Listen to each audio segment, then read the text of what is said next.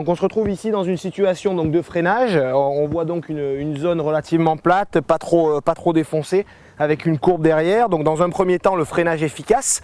On se positionne, donc on arrive dans la trajectoire. La première chose à faire, c'est pour l'anticipation, toujours poser son regard très loin, de manière à pouvoir anticiper sa trajectoire et repérer quelle va être la meilleure zone de freinage. Donc analyse du terrain, analyse de l'adhérence qu'on va avoir et de ce fait être capable donc de gérer son freinage. Donc là on se retrouve dans une situation où on anticipe bien, donc être capable de rentrer à 40% dans son frein arrière et 60 voire 70% sur la partie avant.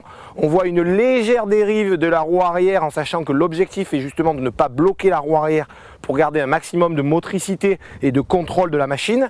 Et par contre l'avant, mettre du poids, donc augmenter notre puissance au niveau du frein avant, être capable de légèrement transférer son corps dans la première partie du freinage sur la roue avant et par contre immédiatement se repositionner sur l'arrière pour arriver à emmener la trajectoire du vélo et positionner le grip sur la roue arrière.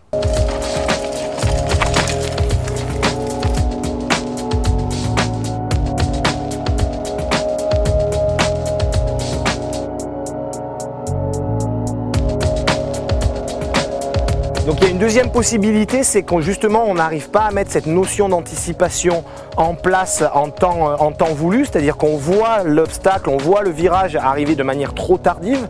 On va se retrouver donc dans une situation de freinage d'urgence où là par contre on va complètement oublier la notion de trajectoire, on va plus rentrer dans une notion de ralentissement immédiat où on va donc rentrer dans un freinage toujours puissant au niveau de l'avant et un blocage quasi permanent de la roue arrière pour positionner le vélo en ligne droite, donc surtout pas sur l'angle, de manière à garder un maximum de contact au sol et donc de ce fait un maximum de ralentissement.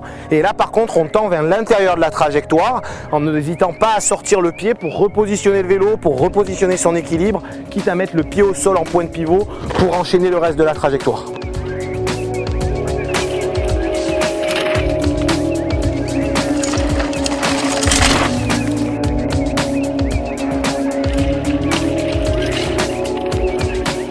Donc dans un virage relevé comme celui-ci, on peut voir, et donc on a bien compris que l'objectif était une phase d'accélération en sortie du virage. Si on sort le pied et qu'on sent effectivement une légère dérive des pneus, il ne faut pas hésiter à mettre un pied au sol ou à tendre la jambe de manière à augmenter l'inclinaison du vélo.